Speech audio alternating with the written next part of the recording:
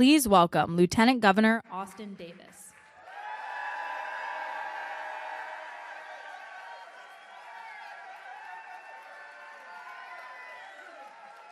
Are there any workers in the house? Is labor in the house? Look, I'm so glad to be here with all of you, and I'm damn proud to stand here as the son of an ATU union bus driver. I've seen firsthand what unions can do for a family. They allowed me to become a first-generation college graduate. Unions allowed me to become the first African-American to ever represent my state legislative district. And unions allowed me to become Pennsylvania's first black lieutenant governor.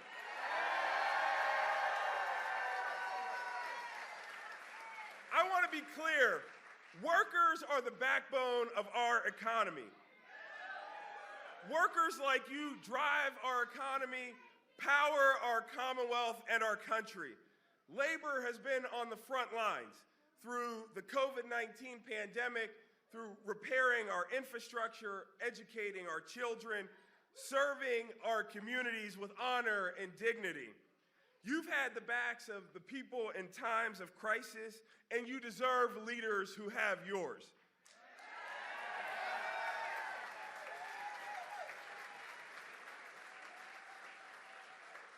As long as Josh Shapiro and I are your governor and lieutenant governor, we are always going to have your backs.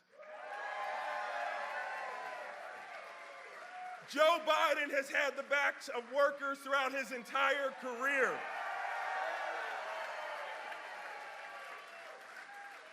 Kamala Harris has stood up for workers as California's Attorney General, as a United States Senator, as our Vice President, and she will do it as our President.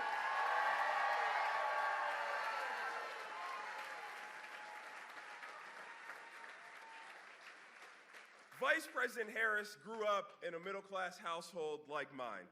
As a public servant, she's always put working people first and held corporations accountable. She walked the picket line with striking workers, auto workers in 2019. She made cracking down on wage theft a priority as Attorney General, and she's been a part of the most pro-union administration in our history.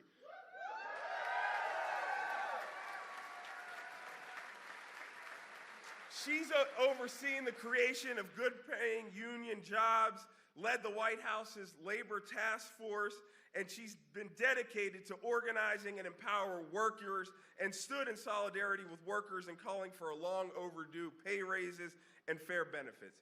She supports the PRO Act, and she has cast the deciding vote on legislation saving hundreds of thousands of pensions here in America. Let's be clear, folks. The contrast in this race could not be clearer. Donald Trump is one of the most anti-worker, anti-union presidents in our history. He hurt auto workers, shipped jobs overseas, and lined the pockets of the super wealthy and big corporations at the expense of the middle class and workers. We know who's better for working families, and that's Kamala Harris.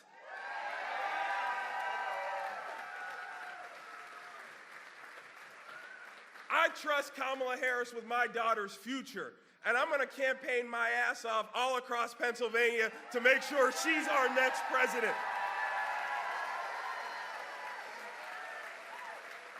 We've got 64 days left. Let's organize, let's mobilize, and let's elect Kamala Harris and Tim Walz to the White House. Thank you.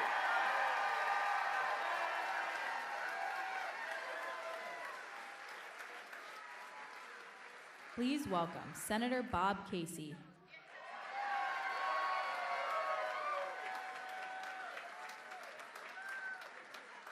Hello, Pittsburgh.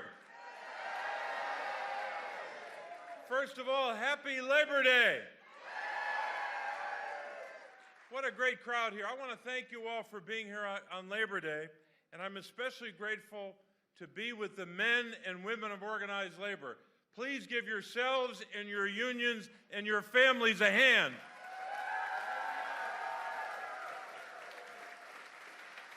I got one question for you. Are you ready to win on Election Day for Kamala Harris and Tim Walz? All right.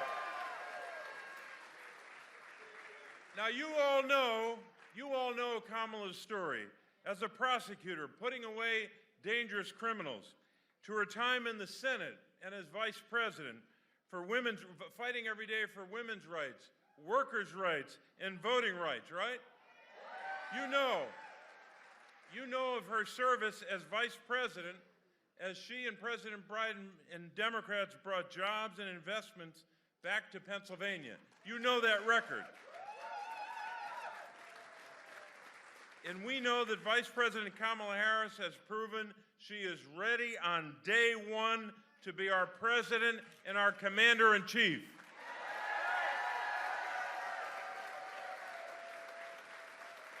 And she's ready in these next 60-plus days to take on Donald Trump and win.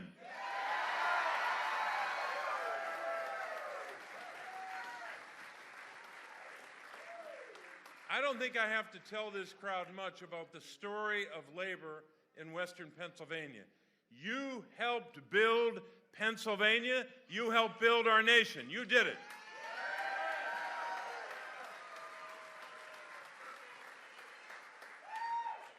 Just think about our history. Steelworkers in Pennsylvania, here in Pittsburgh, right? Built the tanks and the battleships during World War I and World War II.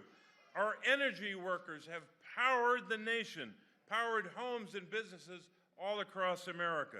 The people of Pittsburgh and southwestern Pennsylvania have never waited for the future. You invented your own future by your hard work and your innovation.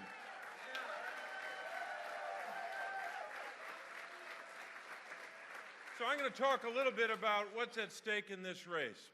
This race is about a lot of things.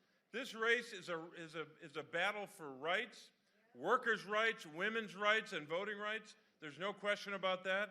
It's also a fight and a battle to lower costs, to fight the fentanyl crisis, to take care of our children, our seniors, our veterans, people with disabilities, people we've been fighting for years. We're going to continue to fight for them every day in this campaign.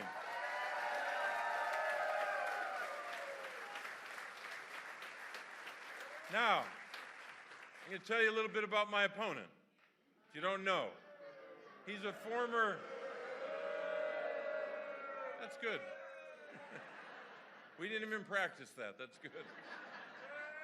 But he's a former hedge fund executive, and he's worth not millions, not tens of millions, he's worth hundreds of millions of dollars, right?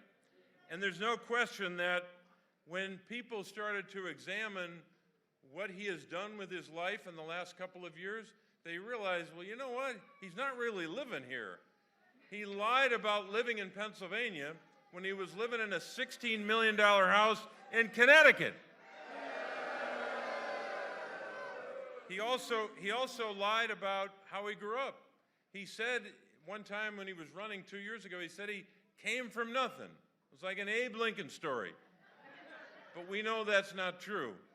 But in this race, this is going to be a battle for those issues, whether it's rights or lowering costs or helping our families. And I think the difference between the two of us is pretty clear.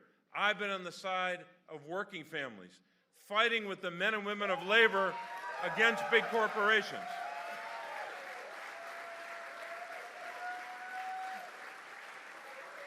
Now, thank you, Bob. Thank you. Thank you very much. I'm going to give a prize to whoever started that back there. That was pretty good. Look, while I was here working for the people of Pennsylvania, my opponent was doing something else. He was running that big hedge fund, and he was also, at the time, spending most of his time making investments in China and making investments for the government of China, for President Xi. while I was doing work here. I think we need a senator from Pennsylvania who's going to represent and work for the people of our state, not making huge investments in China.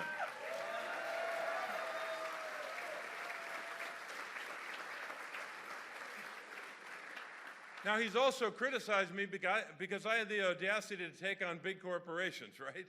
I said that when big corporations have jacked up the price of food, jacked up the price of household items, and I had the audacity to say that's greedflation, he attacked me. But guess what? You know what? In this race and going forward, when a company is engaged in price gouging, we're going to go after them, we're going to hold them accountable, and make sure people have some justice.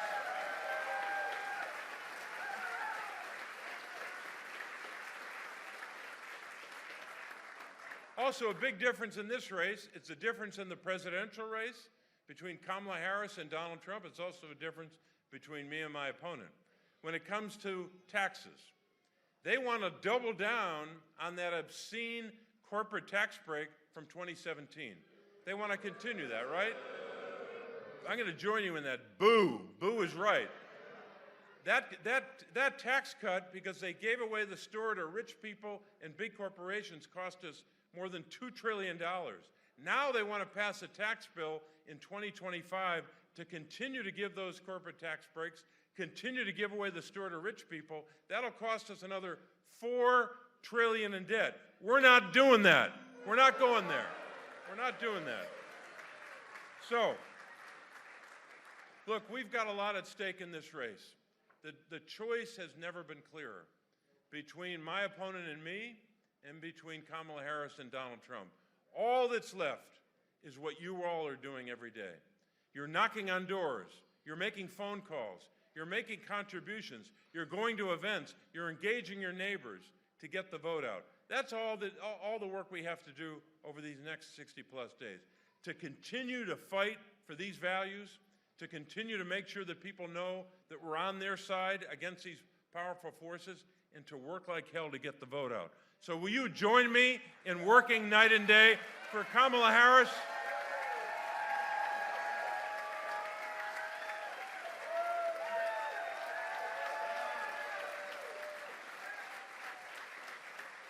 And please join me in working every day to get out the vote for our entire ticket. I need your help in this race. We're going to win together. God bless you.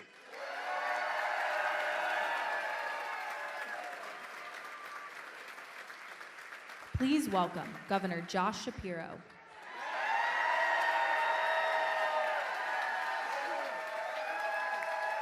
Hey, what's up, Pittsburgh? All right. Y'all look so good out there. Here in the Commonwealth of Pennsylvania, you represent one of 750,000 proud members of organized labor. And it's not just the folks who are working every day in our unions. It's the proud and rich tradition here in the Commonwealth of Pennsylvania. That rich tradition where organized labor not only built this Commonwealth, but they built this country. They sure did. And we are blessed today to have a whole lot of labor leaders from all across this country. And you're going to hear from many of them. But I got to give a shout out to our local guy, the guy who opened the doors, the guy who keeps the power on, IBW Local 5's leader, Tommy McIntyre. Whoa! Let's hear it for Tommy.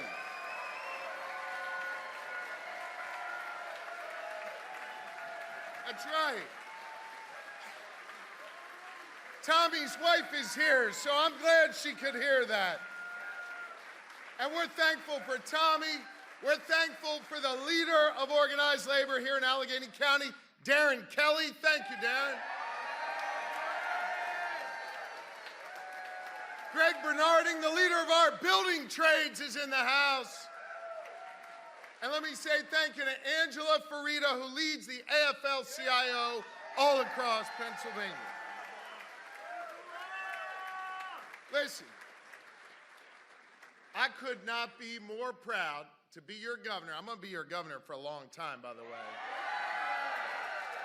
And you know, here in Pennsylvania, we lead with 3 simple letters, GSD. We focus on getting shit done every single day. And you've been our partners in that. My first day in office, we signed an executive order saying 92%, over 66,000 of our state government jobs no longer require a college degree. I'm going to tell you why we did that. Because here in Pennsylvania, we value skills, we value experience, and we value the know-how that you bring to work every single day.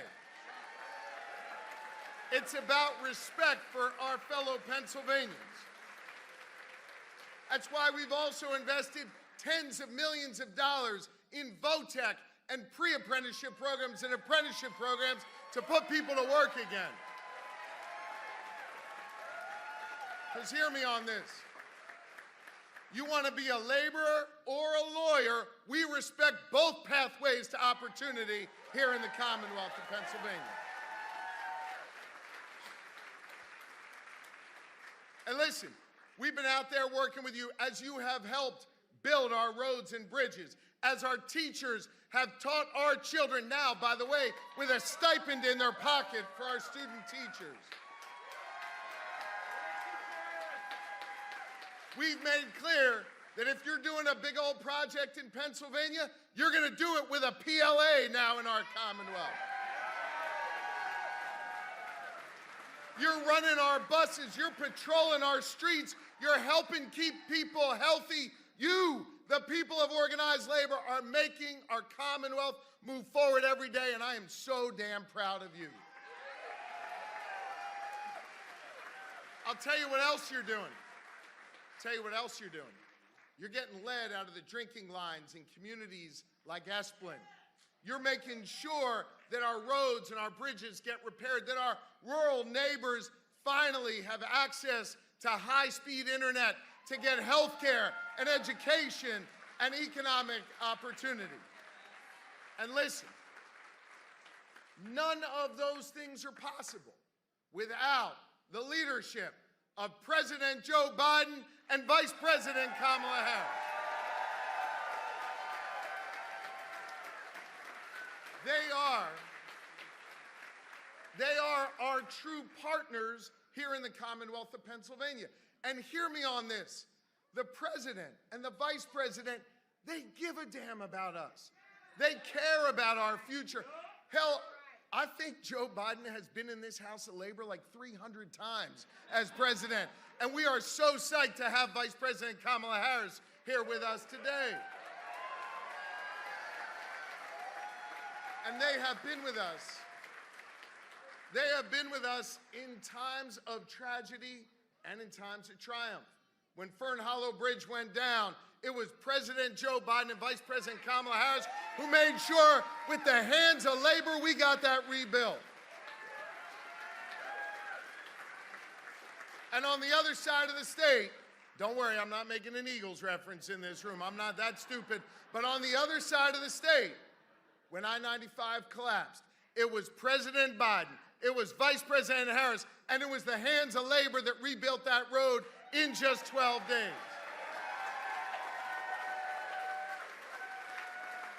They have been there for us. And listen, you all know President Biden has delivered for us over and over and over again. And here's what I want you to know about Vice President Harris. She don't let anybody mess with workers here in Pennsylvania or anywhere in the country. She's taken on those who would take advantage of workers. She's put them behind bars. She stood up to the bullies, and she has always won for us. That's Vice President Kamala Harris. And I want you to hear me on this.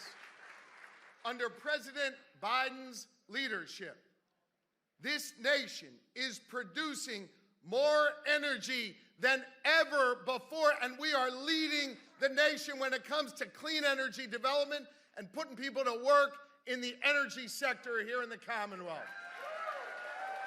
Now, I need you to hear me on this. Vice President Harris will continue to make sure we are competitive on energy, put more people to work, and help see through that Pennsylvania is the leader on energy for decades to come. She's got our back.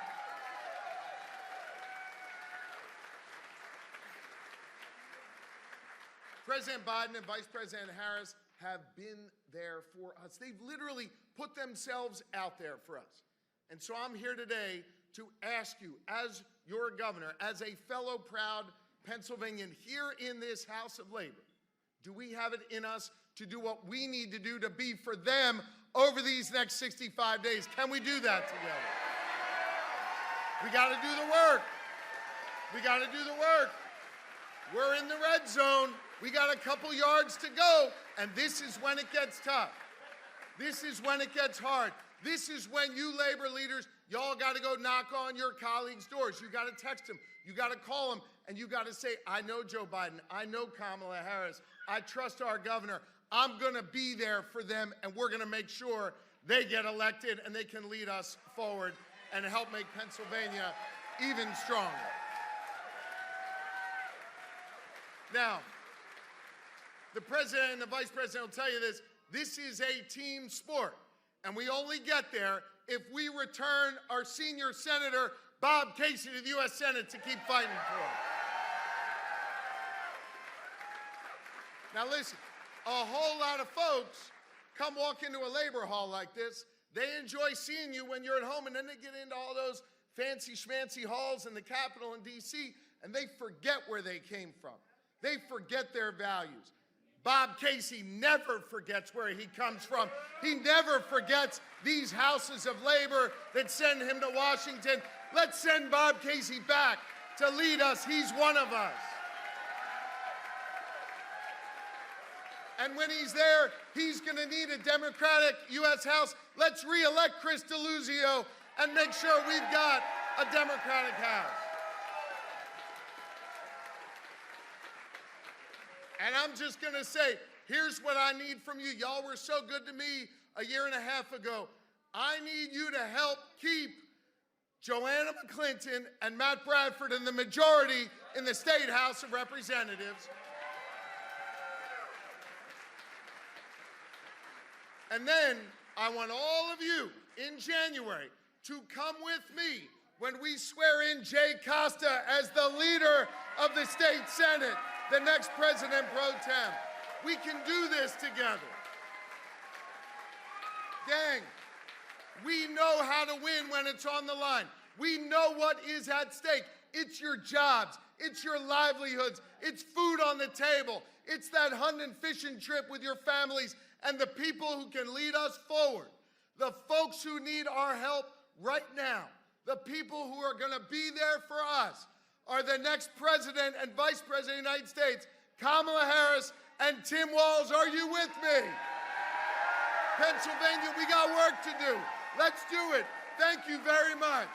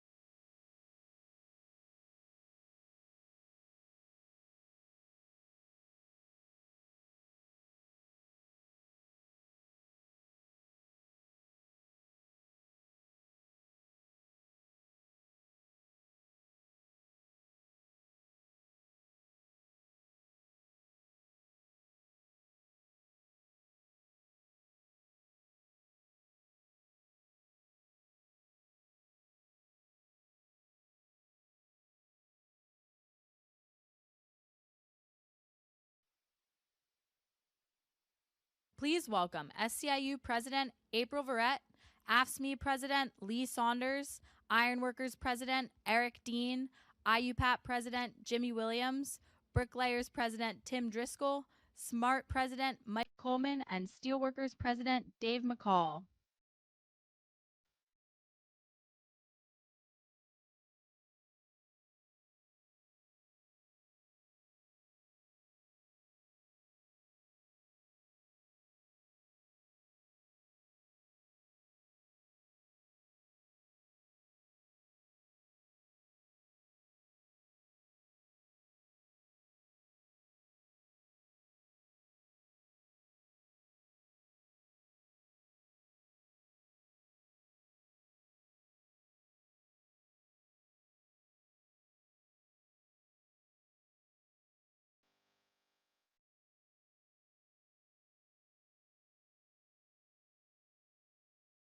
Please welcome AFL-CIO President Liz Schuler and IBEW President Kenny Cooper.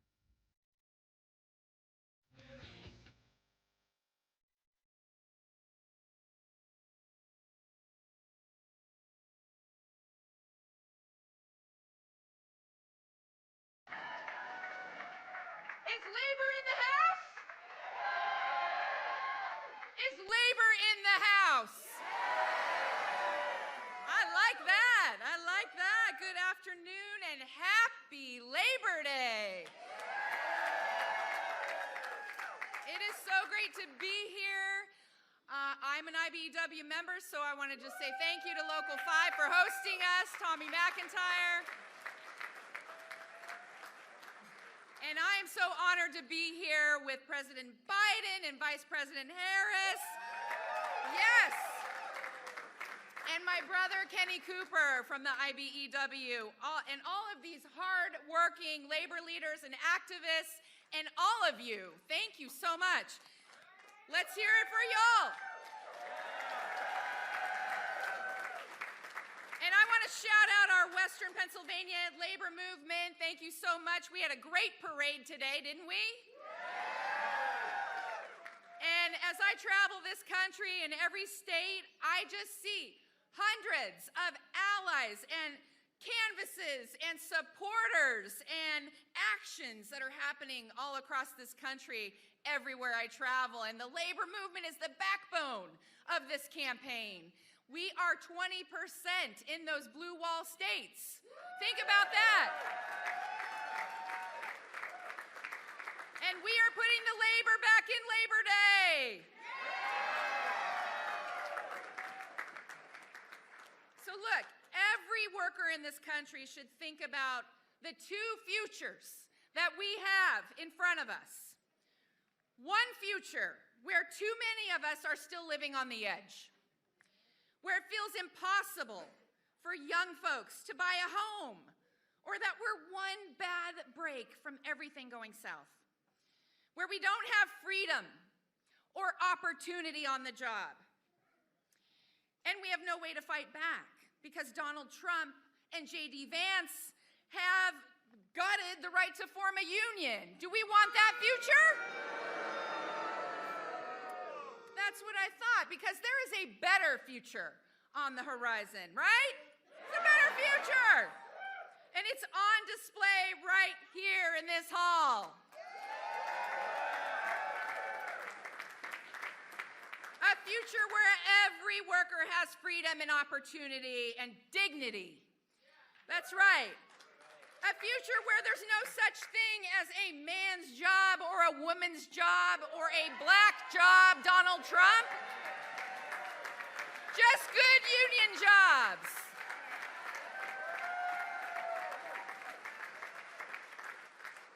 A future where they don't call us working women childless cat ladies. They call us Madam President.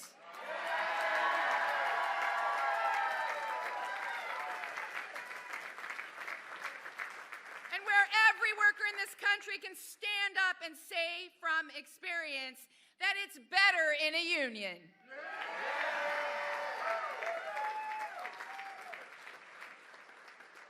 Joe Biden and Kamala Harris were walking our picket lines when Donald Trump was crossing them. Joe Biden and Kamala Harris have led the most pro-union White House in American history.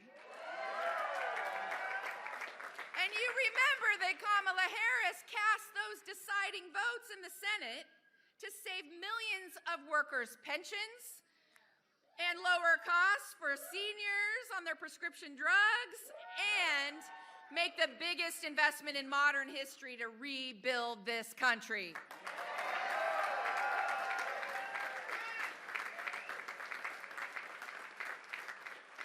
And now Kamala Harris and our union brother, Tim Walz, yes, they are ready to go even further because they believe in that future that we all want to see. Now, the road to the White House goes right through our union halls. That's right. 1 in 5 voters right here in Pennsylvania is a union voter. So we are the difference maker. We have the people. We have the trust. We know how to organize. And we are ready to send Kamala Harris and Tim Walz to the White House. Are we ready?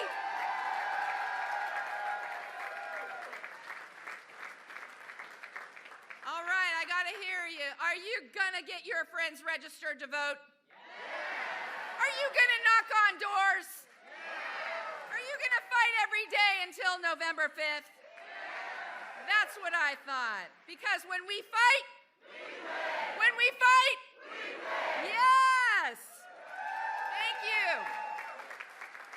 Now I have the great pleasure of introducing my friend, my brother, one of the great labor leaders in this country, IBEW International President, Kenny Cooper. Let's go, Coop.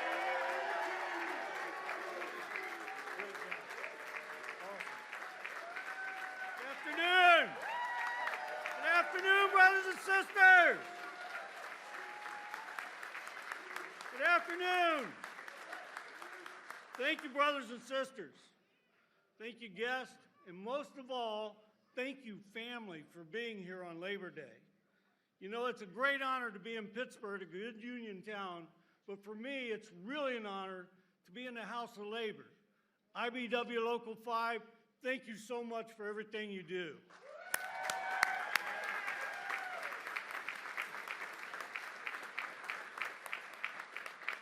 As Liz said, I'm the international president of the IBEW, the oldest and largest electrical union in the entire world. Yeah. And on behalf of 840,000 members of the IBEW, it is my true honor to get to introduce tonight the strongest, most pro-union administration ever in the history of the United States, President Biden and Vice President Harris.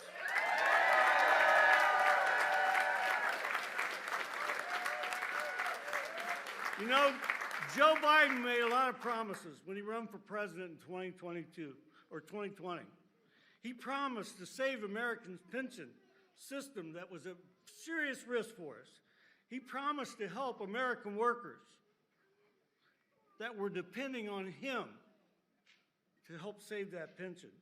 Workers who went to work every day, lived by the rules, who deferred their own wages so they could retire one day with dignity and respect. He passed the Butch-Lewis Act, saving the Americans' multi-employer pension plan. And when the Senate was all tied up, let's think about this a minute, on the rescue of America's pension plans, they were only tied up for one reason. We couldn't find a Republican senator that would vote for American workers. Not one. But Vice President Harris showed us her real colors. She stepped to the plate, cast a deciding vote to save our pension plans across America.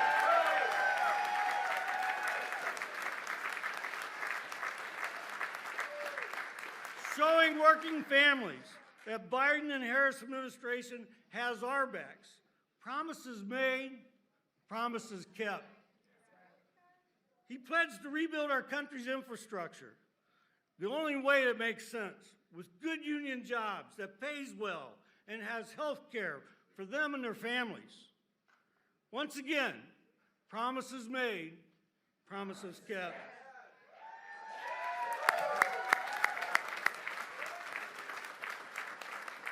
They worked together to pass the CHIPS and Science Act, bringing back manufacturing jobs to communities that really need them the most. Promises made, promises kept.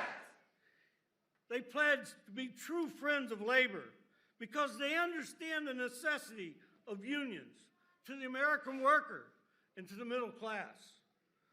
Well, Joe Biden and Kamala Harris kept every single one of those promises. Pension plan relief, the Butch-Lewis Act, went above and beyond our expectations. His infrastructure bills are bringing good union jobs back, much needed infrastructure across our nation, in every corner of our nation.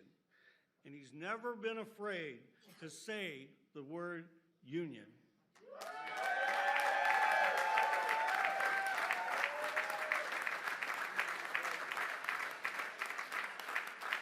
Joe Biden is more than just a pro-union, the most pro-union president in our entire history. When he passed the torch to Kamala Harris, he ensured his pro-union, pro-labor legacy would continue with the next administration. Kamala Harris understands, just as Joe did, and Joe does now, the only way to meet the future of this great nation is by giving workers a real voice at every table, especially the most important table to every worker and every worker's family, the kitchen table. Yeah.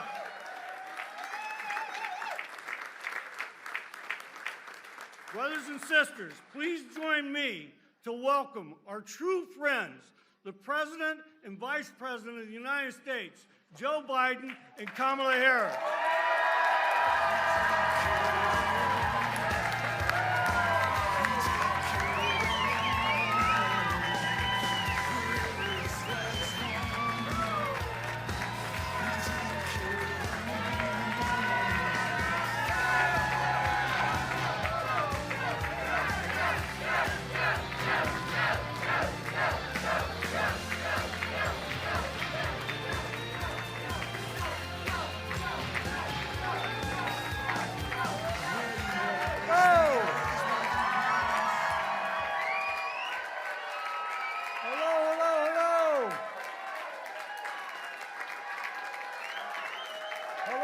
Pittsburgh.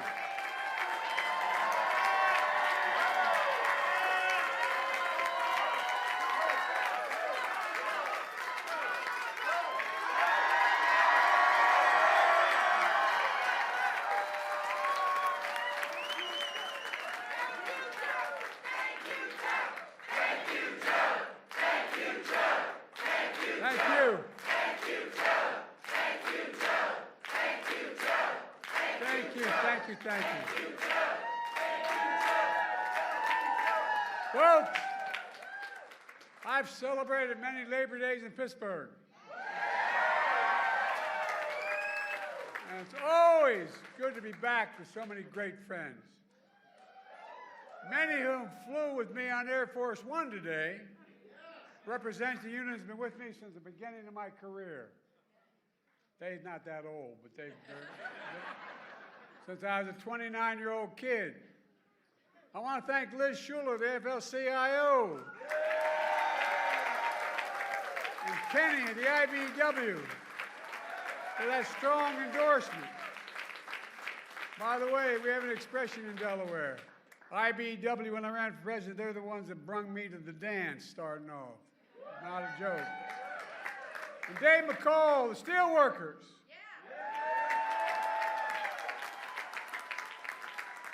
Dave, in 1972, steelworkers were the first union to endorse a 29-year-old kid named Joe Biden who wasn't old enough to be senator when he got elected. It mattered. A guy named Huey Carcella was the district president because we used to have one of the largest labor forces in Claymont, Delaware, and North, over 4,000 workers.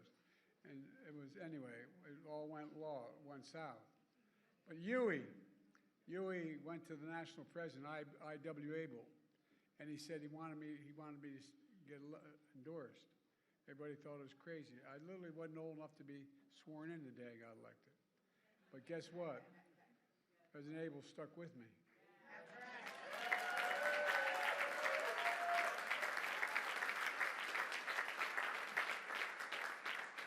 And they got stuck with me for the rest of my career. Eric Dean of the Iron Workers, Tim Driscoll, the bricklayer, April Bell of the SEIU, Lee Saunders of AFSCME, and a great friend, Roy Lee. And Jimmy Williams of the Painters Allied Trades and his dad. His dad is a really good man. Mike Coleman, a sheet metal worker. We also got some of the best elected officials in America. Governor Josh Shapiro is doing an incredible job.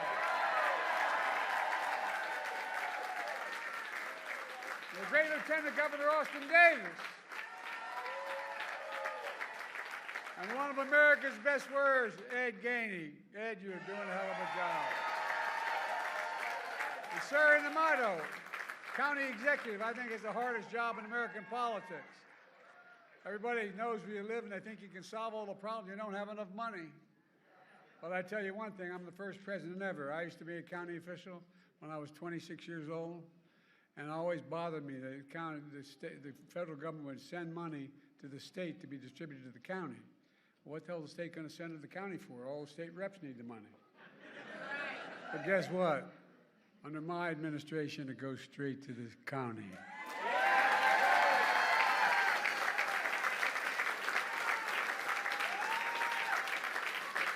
One of my best friends, my name's Joe Biden. I'm from Scranton, Pennsylvania.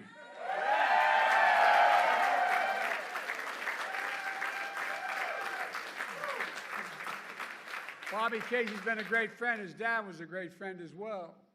And by the way, we grew up 3 blocks from one another. 3 blocks. And they still worry about us by showing up. And guess what? I was on North Washington Avenue. He was in Adams. Guess what? They renamed North Washington Avenue down where I live, Biden Way. Worth the effort.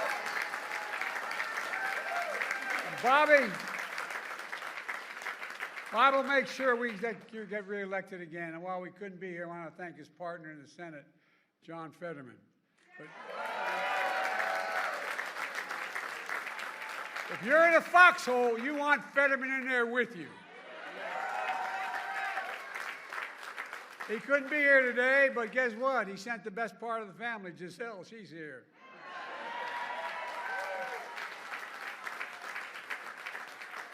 Let me just say, it means so much to be with a true friend, the Vice President and the next great President of the United States of America, Kamala Harris.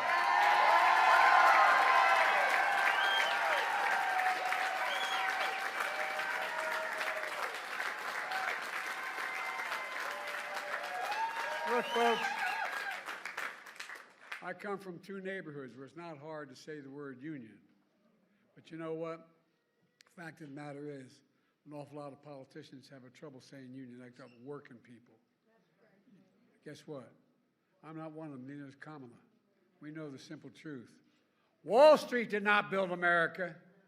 The middle class built America, and unions built the middle class. That's a fact. By the way, that is not a slogan, that's a fact. I asked the Treasury Department to do a study, and it shows that when unions do well, all workers in America do better. That's a fact. That's a fact.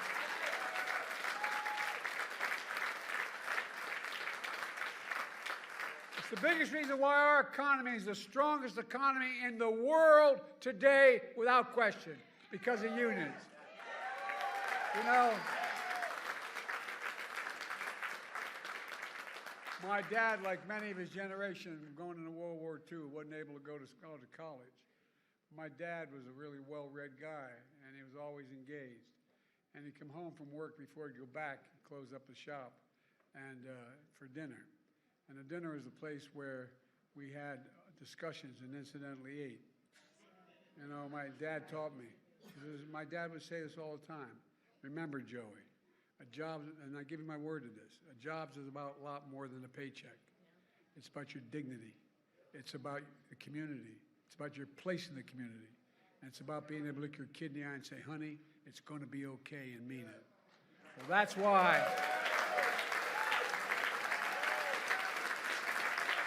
That's why Kamala and I are so proud. So proud of the greatest job creation record of any president in a single term in American history.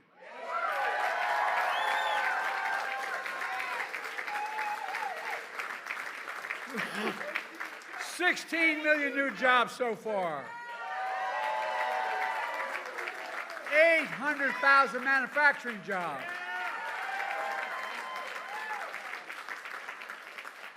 Eight years ago, how many times you hear about we can no longer be the manufacturing capital of the world? Where the hell is that written? We are the greatest manufacturing city, county in the world, state in the world, city in the world. We're going to remain that way.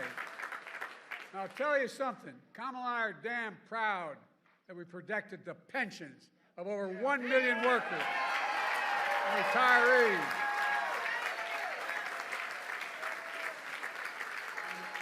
Remember all those years of promise we're going to do something about it? Well, damn it, we finally did with the Butch-Lewis Act. Over 52,000 workers and retirees across Pennsylvania alone are benefiting from that. Not only did we restore the full amount, we got them their back pay as well. We made them whole again. As I once said to Barack, that's a big deal.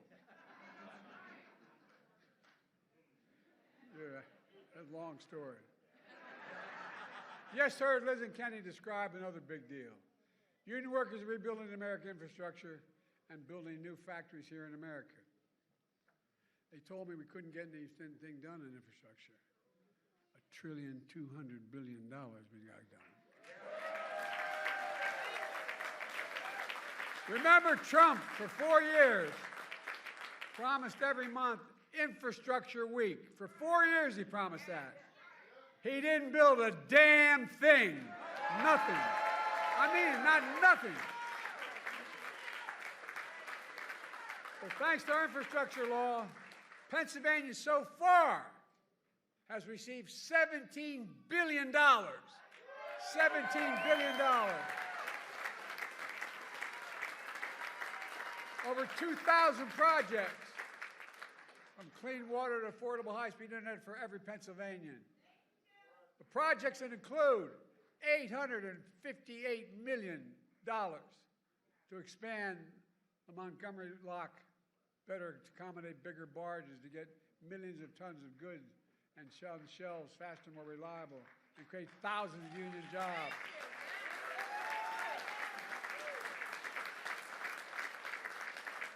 I was working on the Great Lakes, and I got a call from Senator Casey. He's been no bigger champion than Casey for this. You know what I call him? I call him the Casey Locks. Not Goldilocks, the Casey Locks. Bobby's also a champion of Pennsylvania's energy communities. We passed what's called the Casey Credit, available to 45 Pennsylvania counties where energy jobs such as coal mining had been before it disappeared before we came to office. The Casey Credit provides major incentives for companies to build new battery factories, wind turbines, and more to create high-paying jobs in those coal and natural gas communities. And on top of that, there's over $4 billion in private companies have committed to invest in clean energy and advanced manufacturing here in Pennsylvania. $4 billion.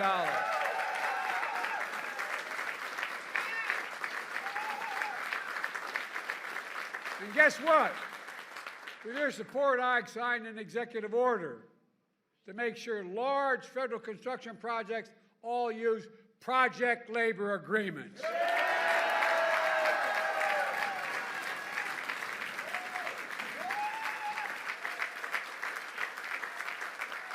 Folks at home who may be watching this and tell them know what a project labor agreement is. It's when contractors subcontractors, and unions put in place before construction begins what the rules are, before it begins. These agreements make sure construction is top-notch, on time, on task, and by the way, on budget.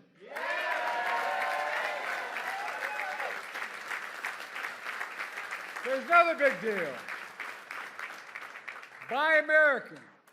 That's been the law since 1930. I got to admit, I've been around, I'm only 40, but I've been around a long time. But I, quite frankly, until 10 years ago, wasn't aware. You know, back in the 30s, when they were trying to make sure unions could organize and business couldn't interfere, the law was passed that said every penny the president gets from the Senate, the House, and Congress to spend on a project, he should hire an American worker and use an American product. But past administration, seriously, past administration, including my predecessor, failed to buy America. They shipped jobs overseas where labor was cheaper and brought home the product that was more expensive. But not anymore.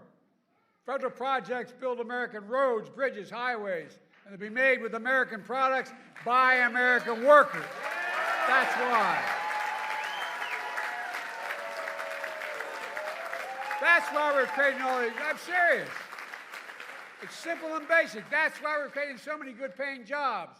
In fact, we're requiring those kinds of projects to pay Davis-Bacon prevailing wages so they're jobs that can raise a family on.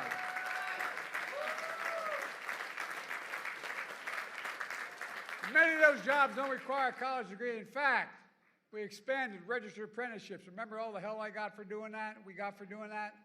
Well, guess what? It resulted in hiring over 1 million apprentices since we came to office. And lots of folks don't realize getting an apprenticeship is like getting a college degree. Why? You have to train for 4 or 5 years to get that, and some of the best workers in the world are right where we are. You know.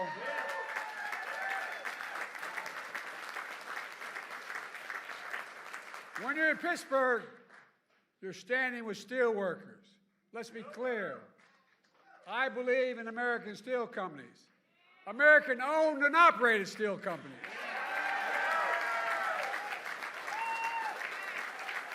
A simple reason. It's not hyperbole. American steel workers are the best steel workers in the world. And I made it clear last time I was in Pittsburgh, United States Steel, an iconic American company for more than a century, is going to remain an American company.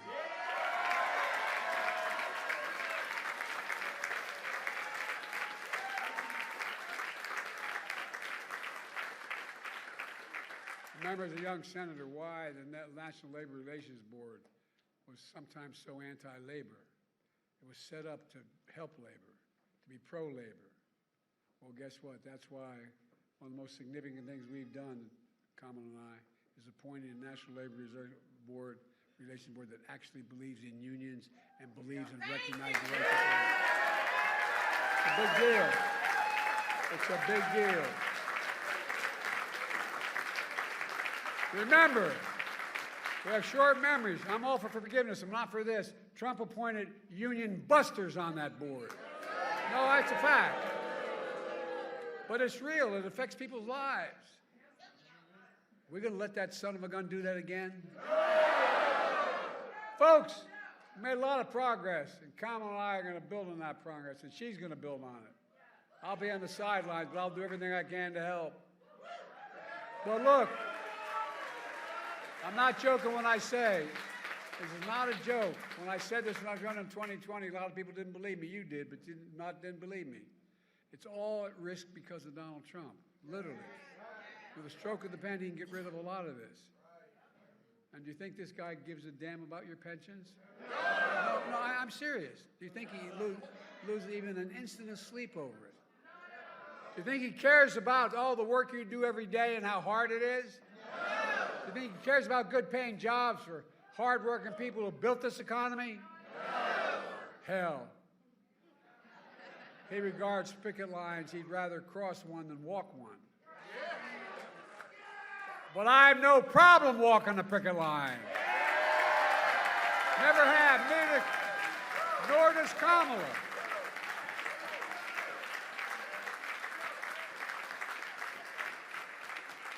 We'll always walk alongside you. Union workers built this country. And again, that's not hyperbole, that's a fact. These are facts. These are not campaign slogans. Let me close with this. 5 years ago, I began my campaign for president right here in Pittsburgh. I said one of the reasons I was running was to rebuild the backbone and spine of America, the middle class and working class folks. Not a joke. Think about it. Think about it. Well, 5 years later, we've done just that.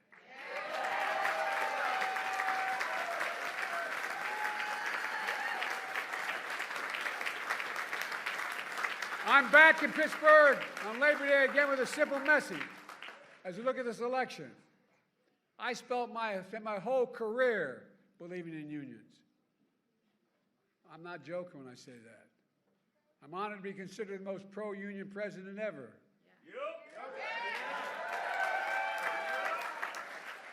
By the way, remember all the talk, Biden got elected and he's going to do a planned economy, we're going to collapse and there's going to be all this caving in. Interest rates are going to go through the ceiling. Come on, man. I'm here to tell you, it's about increasing the strength of your unions, is what it's all about. If you care about hardworking people, just give them a fair shot. Everyone in America deserves a fair shot. A fair shot. If you care about the dignity of work, you care about the dignity of work, and I mean it matters, the dignity of work, the way you're treated, the decency. I remember when my great-grandfather was only the second Catholic elected statewide to the state Senate here in Pennsylvania. And I remember they talked about when they're running against him in 1906, they said, guess what? They said, he's a Molly Maguire. You know what a Molly Maguire was? Well, those of you who don't, a Molly Maguire, back in the old days, when we Irish and the Catholics came, and then the Poles and others that were Catholic, when they came to the United States of America in the beginning of the 1840s, and late 1840s, they made their way down into Pennsylvania. A lot of them, and there's a tier in the coal mines. Those guys who got there last ended up being the last people in the coal mines. But a lot of the English owned the coal mines, and what they did was they'd really beat the hell out of the mostly Catholic population that was in the mines. Not a joke, not a joke. But there was a group that called the Molly Maguires. And the Molly Maguires, if they'd find out the foreman who was taking advantage of an individual, and they'd literally kill him. Not a joke. And they'd bring his body up and put him on the doorstep of his family. Kind of crude. But I got to admit, they accused my great-grandfather of being a Molly. He wasn't. But we were so damn disappointed. You know, that's a joke. That's a joke. Look, it's about the dignity of work. It's about how you're treated. And when I met with the IBW, when I started off this last campaign first, I said, there's two things I'm asking of me. And I said, two things I'm asking of you. One, you've got to open up your unions to more women. Not a joke. And two, to more minorities. You've done both that. And guess what? Instead of having support of 30% of the American leaders, now we're 65% of the American leaders support the American union movement.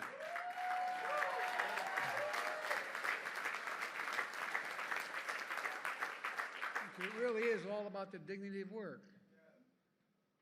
Then there's only, if you care about the dignity of work, there's only one person you have a rational choice with this time. And that's Kamala Harris. Not a,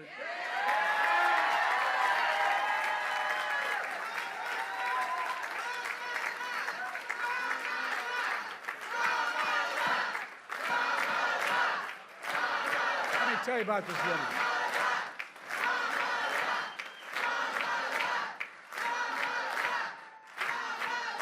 I know her. I trust her. Not a joke. I trust her. Number two, the first decision I made to nominate his nominee in 2020 was selecting her as my vice president. And by the way, it was the single best decision I made as President of the United States of America.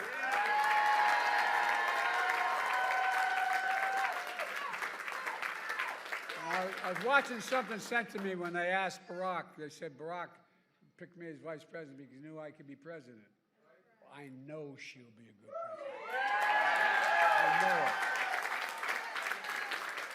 I've watched it when all the experts, foreign and domestic policy, would give us advice. Then we'd sit alone in a room, and she has a backbone like a ramrod.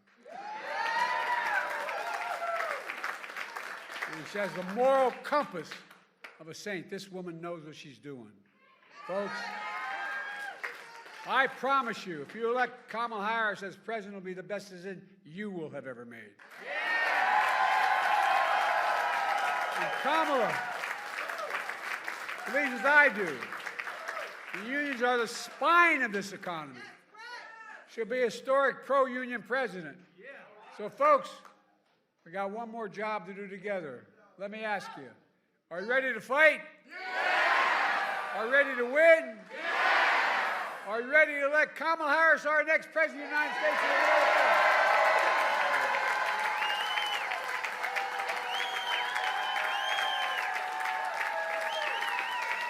And in the process, are you ready to make Donald Trump a loser again? I've never been more optimistic about America. We have to remember who we are. We're the United States of America. There's nothing, I mean this from the bottom of my heart, there's nothing beyond our capacity. Nothing. When we do it together. And that means elect my friend, our great Vice President, President of the United States, Kamala Harris.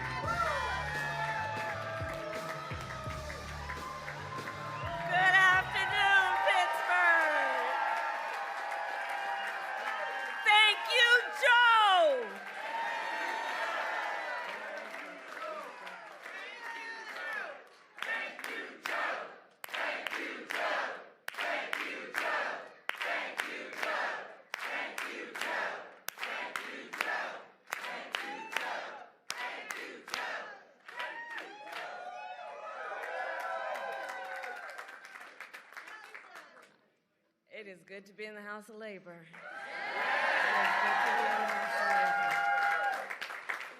And it is good to be back at IBEW Local 5. And can we please give it up again for our President, Joe Biden?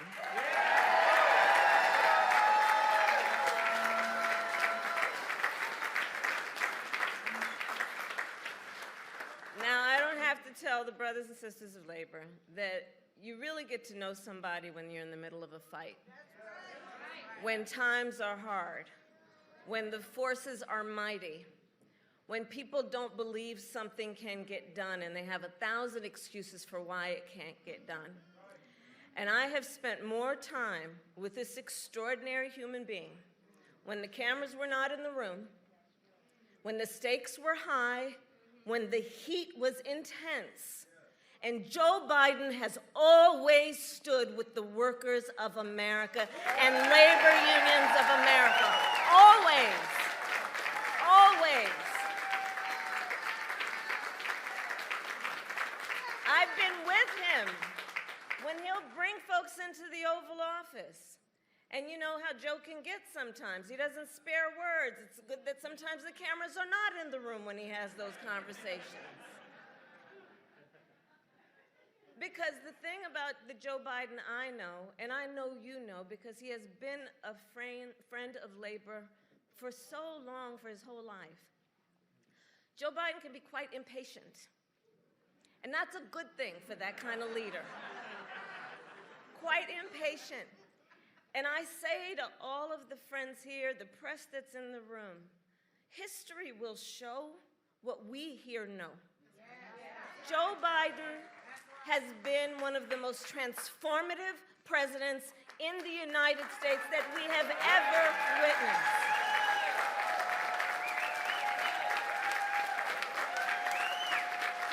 And it comes from his heart.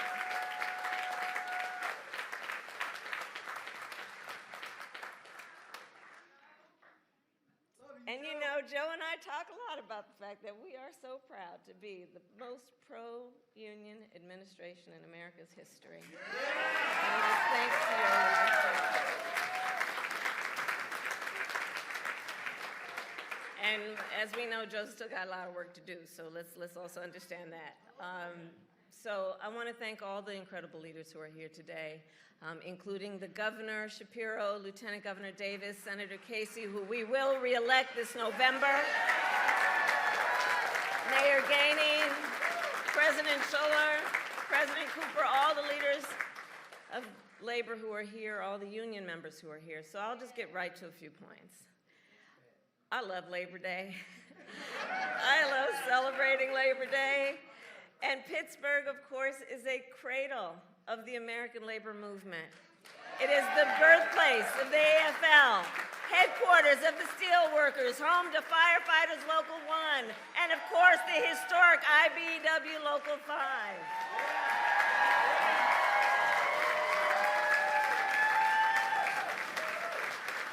For more than 150 years, the brothers and sisters of labor have helped lead the fight for fair pay, better benefits, and safe working conditions. And every person in our nation has benefited from that work. You know, everywhere I go, I tell people, you may not be a union member, but you better thank unions for that 5-day work week.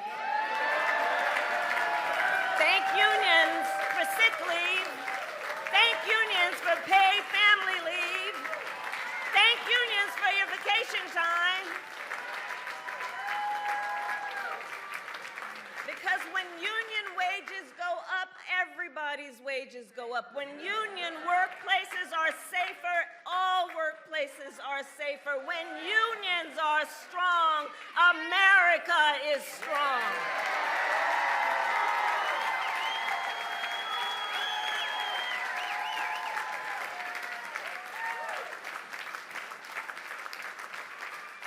And we are clear. Not only has Pittsburgh shaped the history of America's labor movement, today you are also shaping its future. In 2021, with my dear friend, the Secretary Marty Walsh, who the President appointed to be Secretary of Labor, he and I hosted a meeting right here in this local, and it was part of the White House Labor Task Force that I lead. That day we met with a group of computer programmers who were working to form a union. 1 month later, they signed their contract and became one of the first technology unions in our nation. Standing on the shoulder of all those who have been here and fought the good fight. So Pittsburgh, I remind us of that to say together, we are fighting to build an economy that works for all working people. And that has always been the vision of the labor movement. And that is the vision of our campaign. You know, in this election, there are two very different visions for our nation. One, ours, focused on the future. The other, focused on the past. We fight for the future. We fight for a future of dignity, respect, and opportunity for all people.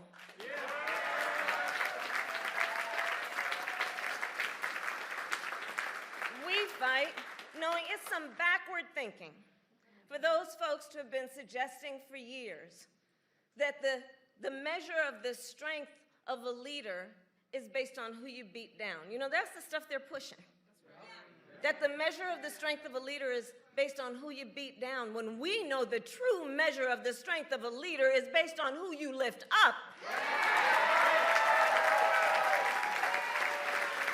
Who you lift up. for workers? Do you fight for families? Do you fight for those who must be seen and heard and deserve the dignity that comes with hard work? That's what we fight for. And when you know what you stand for, you know what to fight for. So we're 64 days out from this election. Ballots in Pennsylvania will start dropping in 14 days. 14 days. And this election is, as much as anything else, a fight for the promise of America. For the promise of America. We love our country. We love our country. And we know it is one of the highest forms of patriotism to fight for the ideals of our country. And that's what this election is about. And about the promise of America. And I don't need to tell unions what the promise looks like. It's what you do every day.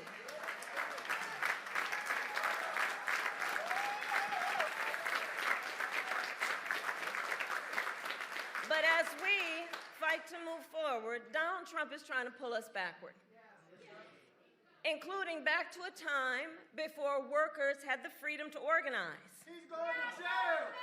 Well, the courts will handle that, and we will handle November. How about that? We'll handle November. Let the courts handle that other thing. But we're not going back. We're not going back. We're not going back. And one of the ways we're going to guarantee we don't go back is that we remember, right? It is important to remember what that was and what it is. Remember, as president, Donald Trump blocked overtime benefits for millions of workers. He opposed efforts to raise the minimum wage. As the president said, he appointed union busters to the National Labor Relations Board. And don't forget, he supported so-called right-to-work laws. And if Donald Trump were to be reelected, he intends to give more tax cuts to billionaires and big corporations. He intends to cut Social Security and Medicare. He wants to impose what in effect would be a national sales tax, I call it the Trump national sales tax, on everyday products and basic necessities that would cost a typical American family, the economists have said this, almost $4,000 a year. He intends to repeal the Affordable Care Act and take us back to what we remember, because it wasn't that long ago, was a time when insurance companies could deny people with pre-existing conditions. You remember what that was? Children with asthma, breast cancer survivors, grandparents with diabetes. Well, look, America has tried those failed policies before, and we are not going back.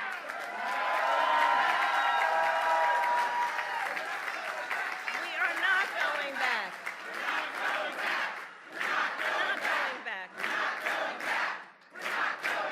And instead, we fight for a future where no person has to go broke just because they get sick.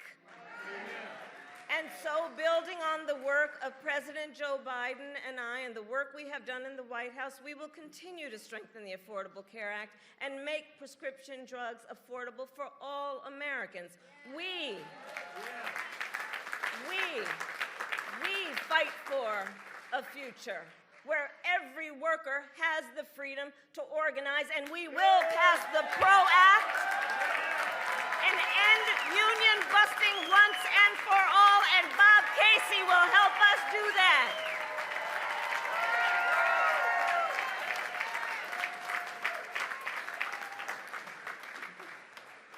We see and know and fight for a future where every person has the opportunity not just to get by, but to get ahead.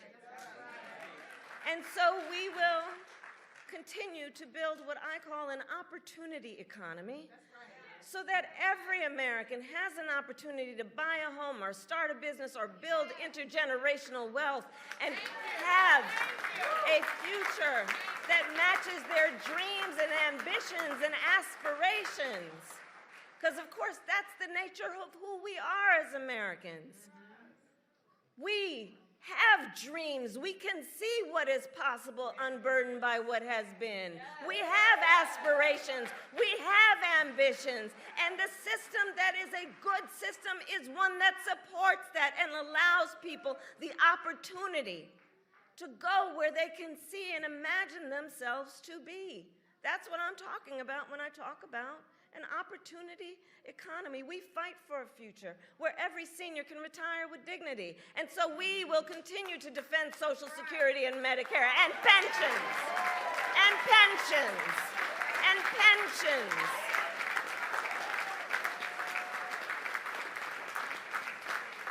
And we will continue to strengthen America's manufacturing sector. And on that point, the President mentioned it.